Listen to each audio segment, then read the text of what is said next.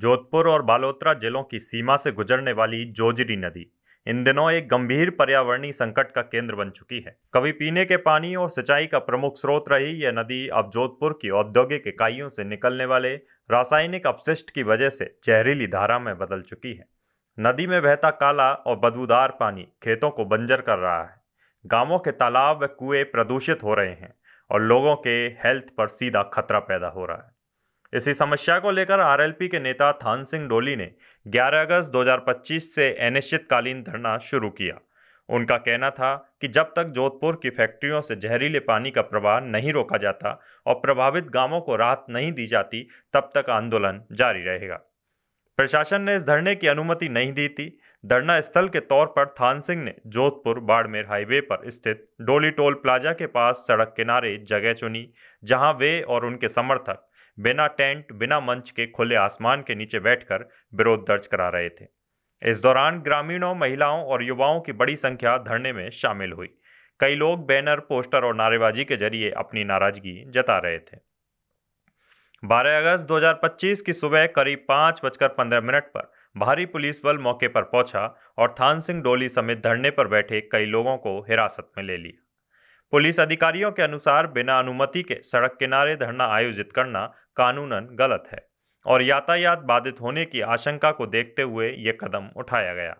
जैसे ही ग्रामीणों को आरएलपी नेता की हिरासत की खबर मिली, कई लोग अपने अपने घरों से बाहर निकल आए और धरना स्थल की ओर बढ़ने लगे। रास्ते में नारेबाजी करते हुए भीड़ जमा होने लगी। कई महिलाओं और बच्चों ने भी पुलिस रोक के बावजूद आगे बढ़ने की कोशिश की।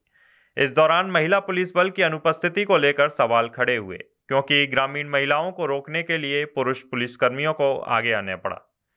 हिरासत में लिए जाने के बाद थान सिंह डोली ने सोशल मीडिया के जरिए प्रशासन पर निशाना साधा। उन्होंने सवाल किया कि औद्योगिक इकाइयों को जहरीला पानी छोड़ने की खुली छूट क्यों है?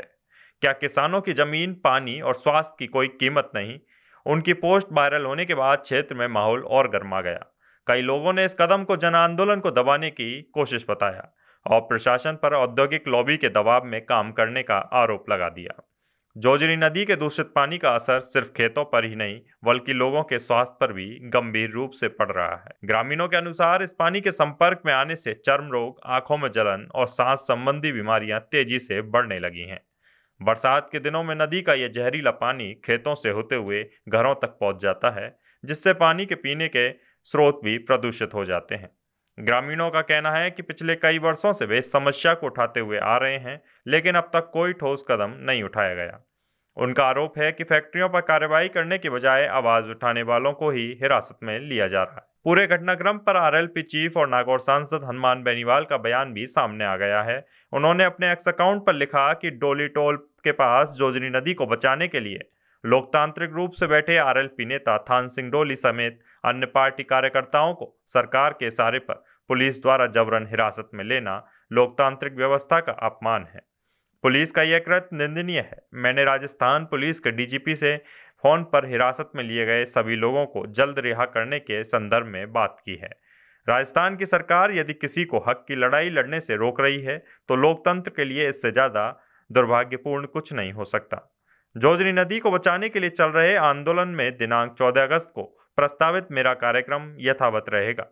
इस पूरे घटनाक्रम को लेकर आप अपनी राय हमें कमेंट बॉक्स में लिखें। वीडियो पसंद आया हो तो लाइक करें, शेयर करें और चैनल को सब्सक्राइब करें।